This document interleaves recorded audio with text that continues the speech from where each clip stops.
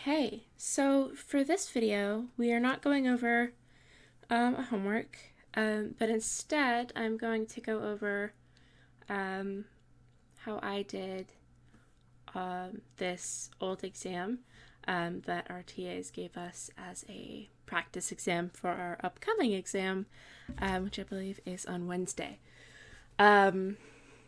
So please keep in mind that unlike the homework, obviously I have no way of for sure knowing if I got these right, because I don't have anywhere to check them, obviously, other than with other people. But I have done this and gone over answers with a few other classmates and a friend of mine, and I believe that all of my answers now should be correct. I did make a few initial mistakes, but I believe I've corrected those. So I'm going to go over this now, hopefully correctly. So first of all, there's going to be 4 questions. And yeah, it says we want to justify our answers. We cannot use L'Hopital's rule. And the next important part, we needn't simplify our solutions unless asked to do so explicitly. So for a lot of these, I might simplify them just so that it's kind of easier to look at. But in simplifying, just know that there is a greater chance of arithmetic error, right? We're not allowed to use calculators or anything for these, so we will try to avoid that. And yeah, let's jump into it. So for 1a, we want to find the first derivative of the given function. It says f of x equals x cubed plus 1 over x squared. And there's 2 ways we could do this. I could, obviously this is just squared, so I could FOIL this out and then take the derivative like that, using the power rule and whatnot. I'm going to use chain rule here just because that's what I'm more familiar with personally. So my outside I see is something squared, and my inside is x cubed plus 1 over x. If I take the derivative of my inside, well, the derivative of x cubed is going to be 3x squared, and the derivative of 1 over x, well, that's the same as the derivative of x to the negative first. Use the power rule, put the negative 1 in front, subtract 1, it's the same as negative 1 over x squared. So I write it like that. Go ahead and erase that. And now derivative of u is going to be 2v times the derivative of our inside, right? Which means that the derivative here is going to be 2 times that inside, right? Also times the derivative of the inside, like so. And boom, that's our answer. So I'm going to go ahead and write that over there. And it's pretty small there. So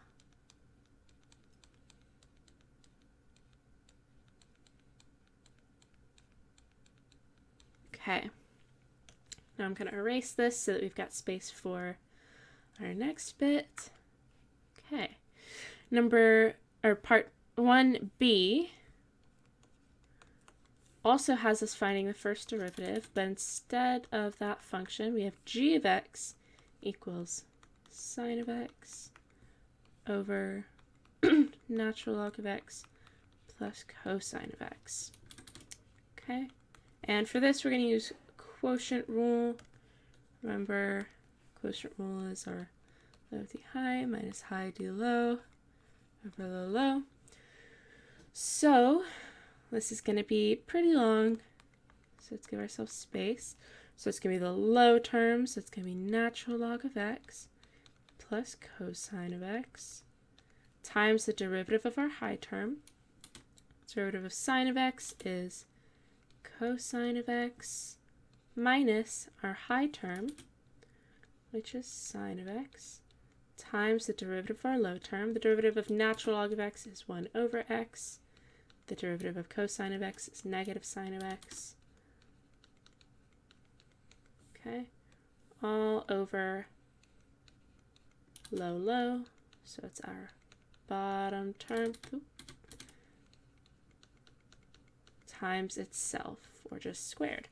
And honestly, since we don't have to simplify unless it asks us to, and it doesn't, I could leave it as this, and that should be correct, right? We did all the steps there, we did all the pieces.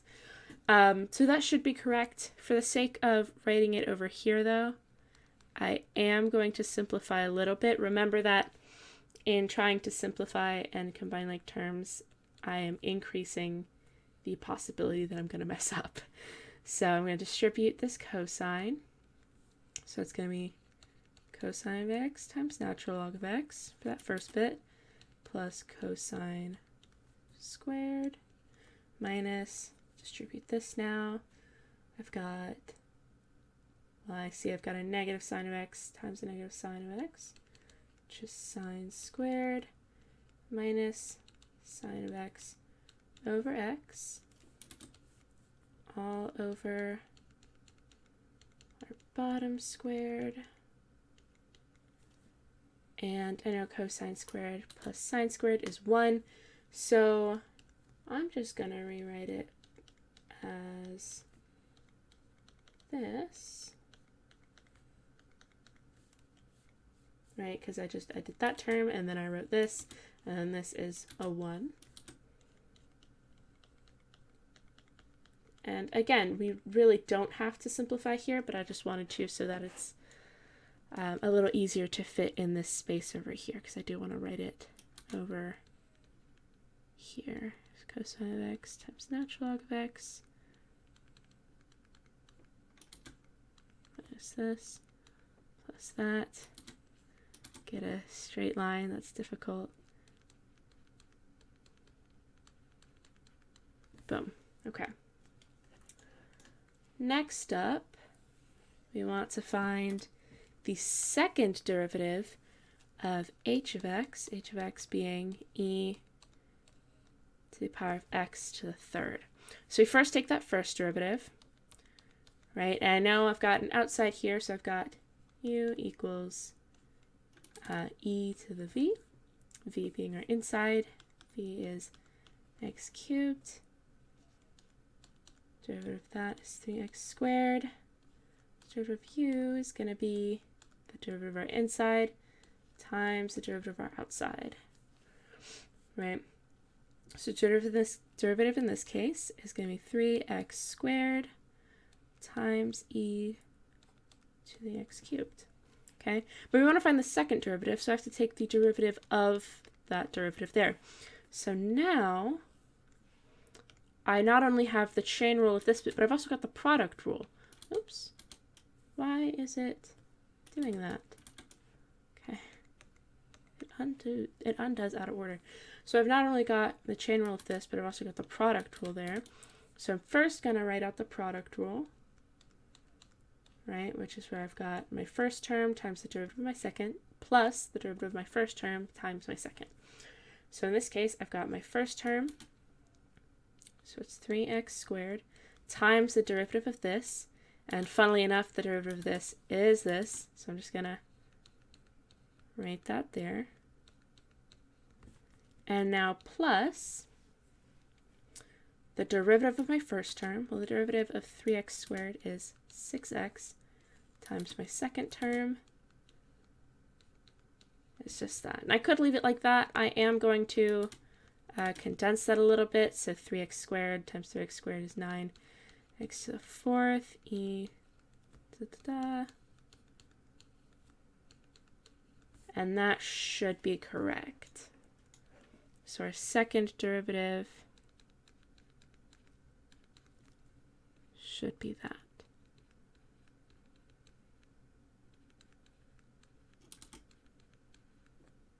And feel free in the comments if you see that I messed up anywhere, please just let me know, or if you are able to message me on like GroupMe or something, please do. because again, I think that I've gotten all of this right, but there is always a possibility that I've messed up or that I will mess up in going over it still. Okay, so we've done all of question 1 now, done part A, B, and C. So I'm just going to check those off to mark that we've done them. Okay, number 2 is a good 20 points, and it's a trickier one. So it says a car is traveling west at 60 miles an hour, and a bicycle is traveling north at 10 miles an hour. The car is heading for the intersection of the two roads, while the bicycle is heading away from the intersection of the two roads. At what rate is the distance between them changing when the car is 1 mile and the bicycle is 2.4 miles from the intersection? You should draw a rough sketch of the situation described in the problem and clearly label the variables in order to get full credit. So for this one, I first kind of drew out our intersection. So I go, okay, well, I've got one road and I've got another road, right? So this is the intersection in question. I've got my car is over here, right? This is my car, and it's traveling west. This is north, east, south, west. So my car is traveling west towards the intersection. So it's going to start to the east of the intersection and move west, and it is going at a rate of 60 miles per hour, right? And it tells us at the point that we're talking about, this distance is going to be 1 mile. And then the bicycle is traveling north away from the intersection. So it's going to be above, it's going to be up here. Got our bicycle. It's traveling north at speed of 10 miles per hour. And at the particular point, this distance is 2.4 miles. Okay, and we want to know at what rate is the distance between these two changing. So it's going to be this right here. So I'm going to redraw this now as just a triangle, right? There's my car, my bicycle, and the intersection. And I'm going to represent this with x, y, and the distance d. Okay, we know at this particular point that x equals 1, y equals 2.4. We know that the rate of change of x, so dx dt, is, well, we know it's moving at a speed of 60 miles per hour, but it's moving towards the intersection at 60 miles per hour, which means that this x value is going to be shrinking as it gets closer, right? So it's moving at a negative 60, and our dy dt is moving away, so it's a nice positive 10. D in this case is going to be whatever we find when we solve for the Pythagorean theorem, and what we're looking for is the rate of change of the distance. So we don't know that. Let's go ahead and figure out, we know x squared plus y squared equals d squared, which means 1 squared plus 2.4 squared equals d squared. 2.4 times 2.4. See, I know 24 times 24, that's going to be 20 times 20. 400, 4 times 4 is 16. So it's going to be 4.16 plus 1 equals d squared, which means that d is going to equal, right, this is going to be 5.16, it's going to be the square root. All right, now I skipped a couple steps there, so take a moment to process that if you need to. So d is that.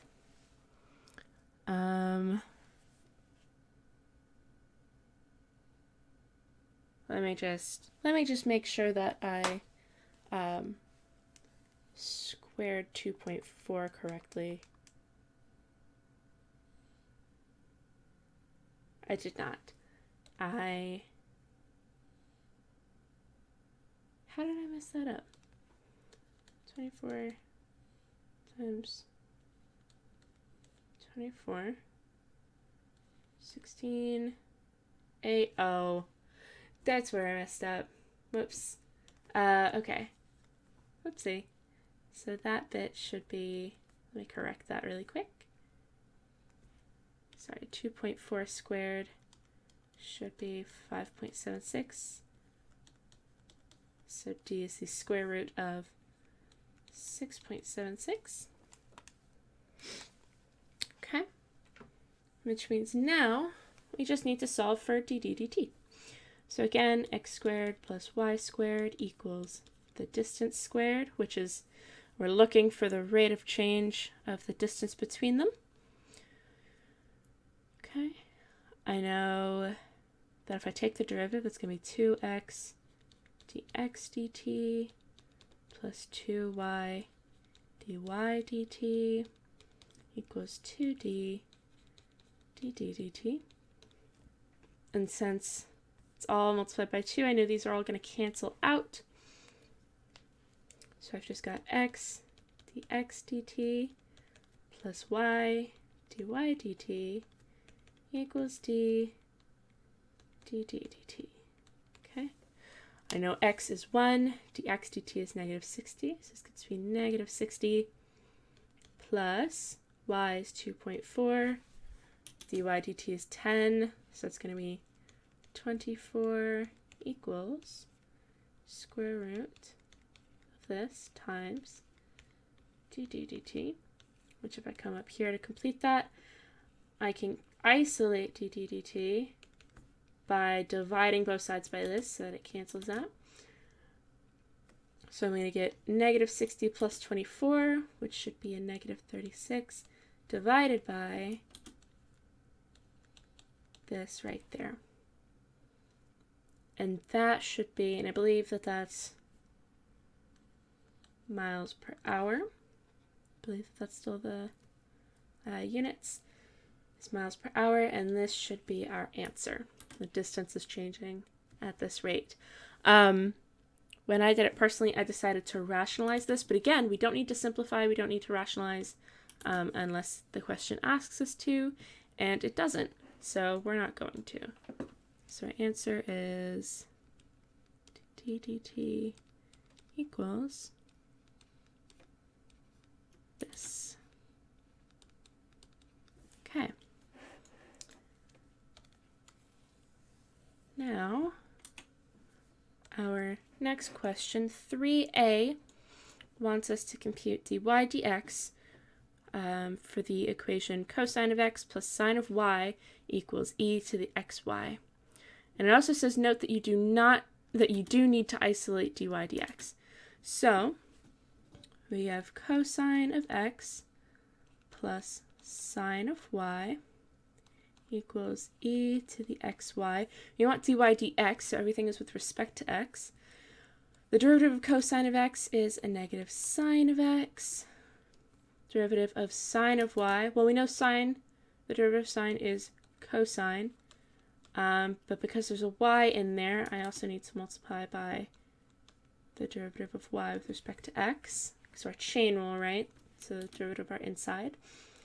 Then equals, okay, I've got some chain and product rule here, so let's say our outside is e to the power of our inside. Our inside is x times y. Now, actually, I'm going to use different variables for this because they're the same variables I use for writing out product rule. So the product rule, remember we write like so. So it's our first term times the derivative of our second plus the derivative of our first times our second. So the derivative of L is going to be x times the derivative of y, which is going to be x dy dx, plus the derivative of x, which is 1, times y. So it's going to be just y. Now the derivative of our outside, obviously the derivative of e to the power of something is always just that. So it's e to the power of L times derivative of our inside, which means that the derivative with respect to x of e to the xy, as we just found it, is this right here. So it's going to be e to the xy times x dy dx plus y, which means that this right here is going to be e to the xy, x dy dx plus y. Okay, go ahead and erase this now because we are done with it. And now, all we've left to do is isolate dy dx. You've actually taken the derivative. We just have to isolate dy dx now. So I'm going to distribute this out. So I'm going to get negative sine x plus cosine of y times dy dx equals, that's going to be an e to the xy times x dy dx plus y times e to the xy. Okay, I've got two terms that have a dy dx in them, so I want to get them both on the same side so that I can factor that out. So I'm going to move my sine of x over, so I get cosine of y dy dx equals e to the xy times x dy dx plus y e to the xy plus sine of x, because I moved that bad boy over. Now, this has still got a dy dx in it, so I want to move it over to this side, so that this side has just got my dy dx's. So I've got cosine of y dy dx minus, because I'm subtracting this from both sides, equals what's left over here, which is this. Now, since both of my terms have a dy dx, I can factor that out. So dy dx cosine of y minus x times e to the xy. I just moved that around because I thought it looked better to have the x in front. Equals this. And now to get dy dx all alone, to isolate it fully, just divide both sides by this. So I get dy dx equals this right here divided by this right here. Now I'm just gonna write that over here. I'm gonna write it up here where I've got the space for it. Dy dx equals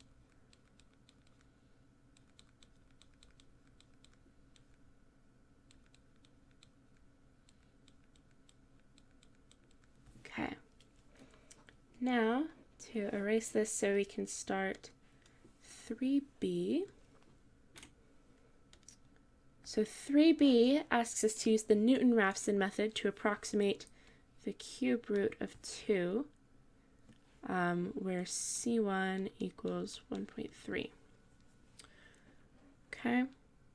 And we just need to compute c2, it sounds like. So remember that the Newton-Raphson method tells us this.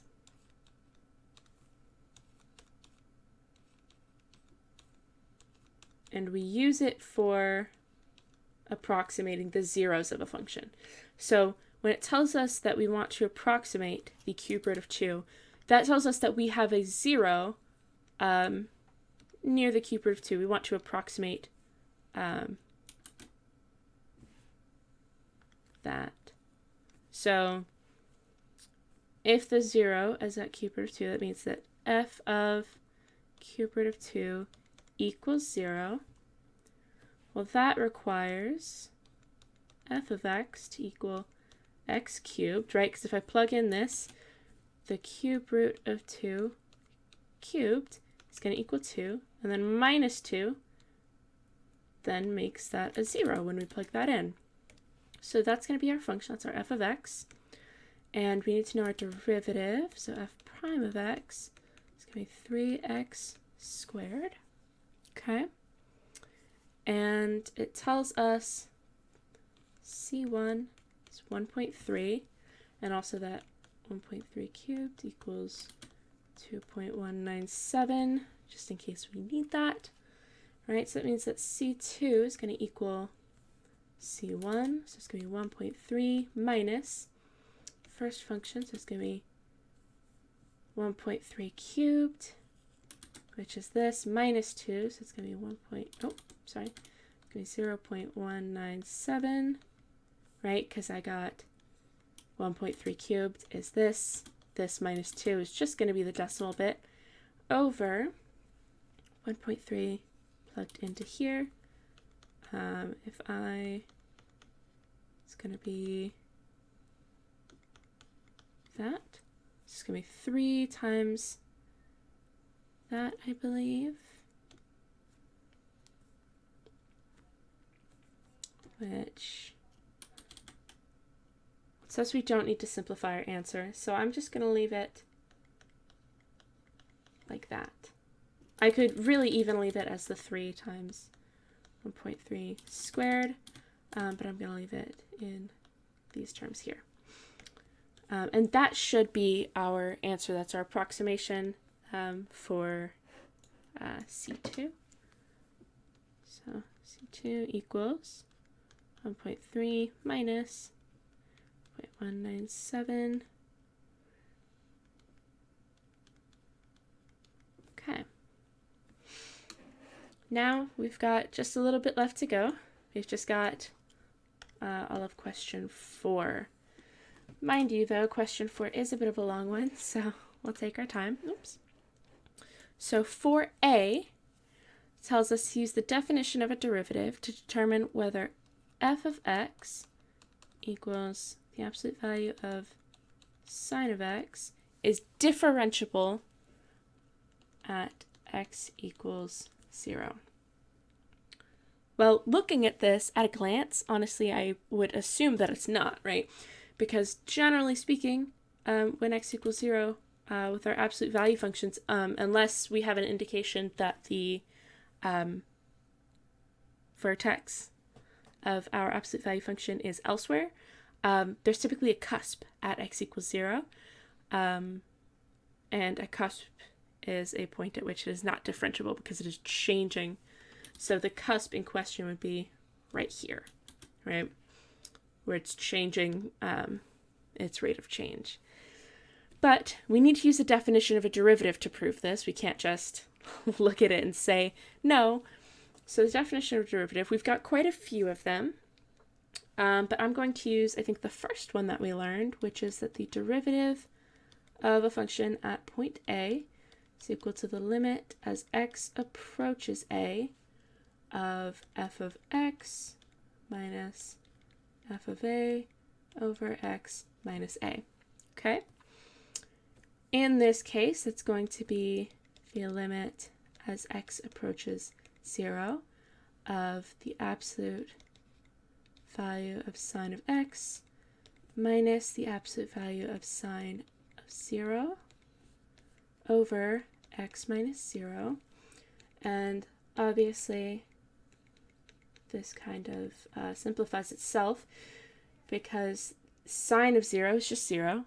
So if I'm subtracting 0, I'm just going to be left with my first term, which is the absolute value of sine of x over x minus 0 is just x. Okay, and you might be inclined to think, well, sine of x over x as x approaches 0, the limit of that is 1. But since there's this absolute value here, we can't say that for sure. So what we have to do instead is we have to evaluate the left-hand and right-handed limits, because that's part of our definition of our derivative, right? If the left-handed limit for the does not exist, or if the, if we're evaluating if this limit exists, and if this limit exists, that'll tell us the derivative exists, right? In order for this limit to exist, both the left-hand and right-handed limits have to exist and be equal. So the left-handed limit would be as x approaches 0 from the left, right? So if we look at our unit circle, right, that would be, so this is 0, approaching it from the left means that we're approaching it from these negative values. In all of this area, sine is negative. So the absolute value of this, I could rewrite that as a negative sine of x when approaching from the left in this case, right? And, well, I know that the limit as x approaches 0 of sine of x over x is 1. So this would be a negative 1. Then we evaluate the limit from the right hand? Well, from the right hand, I'm approaching 0 from this way, and for all of these values, sine is positive, so I can omit the absolute value entirely, and there's no need for any other signs like that negative. And I know that the limit as x approaches 0 of sine of x over x is 1. And there's the tricky bit, right? Is that one of them is -1 and the other is 1, which means that the left-handed limit of this function does not equal the right-handed limit of the same function, which means that this limit does not exist and therefore is not differentiable at the approach point. So it is non-differentiable.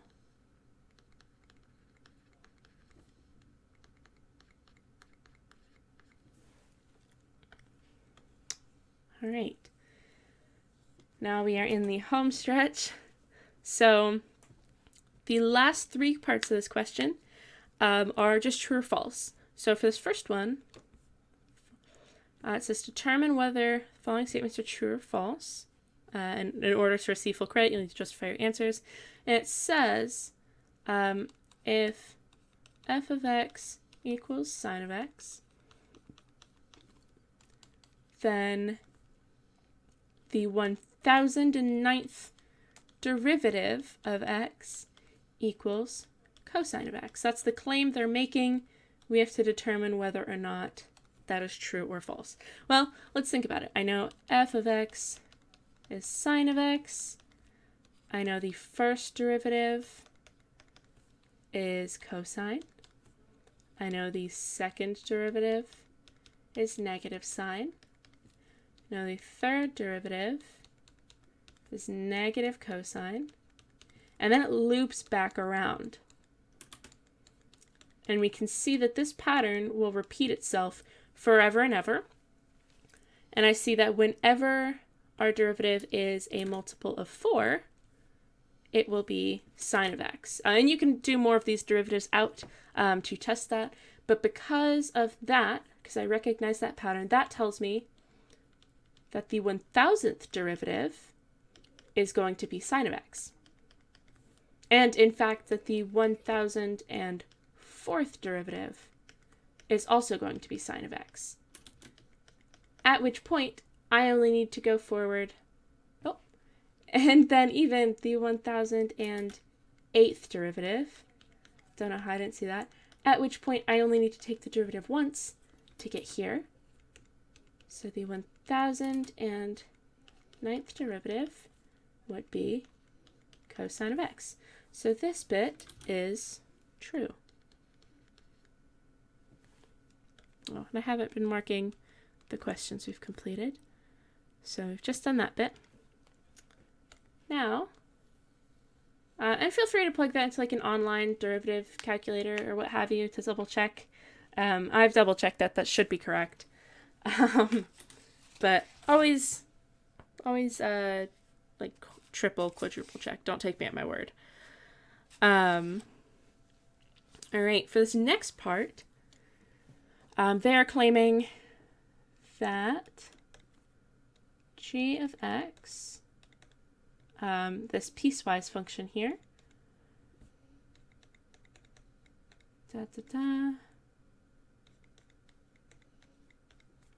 and okay, they're claiming that this is differentiable at x equals 0. Well, we could go about our definition of limits, or our definition of a derivative using our limit rules for that. And I certainly recommend that for showing our work. I personally did not do it that way. But I'm also not 100% sure that my method for proving this is entirely valid, but I'm going to say it anyway. So the first thing that I want to do is to check if this function is continuous at x equals 0. And that's because if a function is differentiable at a point, it is continuous at that point. Continuity does not mean that a function is differentiable, but if a function is not continuous, then it can't be differentiable, right? Because if it's differentiable, it's continuous by definition. So if there's a discontinuity, it's not differentiable. So in order to test if this is continuous, I'm going to plug in 0 to the function. Well, since it's a piecewise function that changes at 0, if I were to plug in 0 here, that would be 0. If I were to plug in 0 here, that would be 2. Which means that as soon as the function goes above 0, it is no longer, it jumps up to, so like if I was to graph that maybe, this first bit all the way up to 0, and up to and including 0, it's just x, right? So it's just this right here. It's that all the way up. And then as soon as we go above there, it jumps up here, and now it's x plus 2. That's what this function looks like. And because there is this jump here, it is discontinuous. And because it is discontinuous, it is non-differentiable. So I would say that this is false, because they're claiming it is differentiable at x equals 0, and it's not because of that discontinuity. And then finally, what I would say is probably the trickiest problem on this page, except maybe this related rates problem, is part 3 of 4b, which says if h of x equals sine of x times cosine cubed of x minus sine cubed of x times cosine of x all over sine of 2x times 2 cosine squared of x minus 1. And their claim is that the derivative is 0. So before we take the derivative, I'm going to see if we can cancel anything out here, or simplify or reduce it at all. The first thing that I notice is that my top term has sines and cosines in every aspect. So I'm just going to pull out a sine and a cosine. So I'm going to rewrite it as sine of x times cosine of x, all times, we're going to have a cosine squared of x once I pull a sine and a cosine out of that, minus a sine squared of x once I pull it out of there, all over sine of 2x times 2 cosine squared of x minus 1. And I've made a note of our useful trig identities down here. And an important thing to note is that sine of 2x is the same as 2 times sine x cosine of x. So I can continue to rewrite this as sine of x times cosine of x times cosine squared of x minus sine squared of x over my sine of 2x, I can rewrite as 2 times sine of x times cosine of x, all times that 2 cosine squared of x minus 1. And now I see that this bit cancels. So now I'm left with cosine squared of x minus sine squared of x over 2 times 2 cosine squared of x minus 1. Okay, well, if we take a look at our other trig identities, I see that all of these are equal to one another, and I see that there's a 2 cosine squared of x minus 1, which is that right there, and that's equal to a cosine squared of x minus a sine squared of x. So I could continue rewriting this. So cosine squared of x minus a sine squared of x over a 2 times a cosine squared of x minus a sine squared of x. Put that in parentheses, and I see all of that cancels out. So h of x is actually just equal to 1/2. And if h of x equals 1/2, which is a constant, then the derivative of h of x, the derivative of a constant, is 0, which makes this last question true. And that's it. That's all of that. I believe that should all be correct. Again, feel free to correct me if you notice that I messed up anywhere, and take everything with a grain of salt, because we all make mistakes. But yeah, I hope that this is helpful, and I hope that this is a good review for our upcoming exam. Good luck to everybody, and thank you for watching.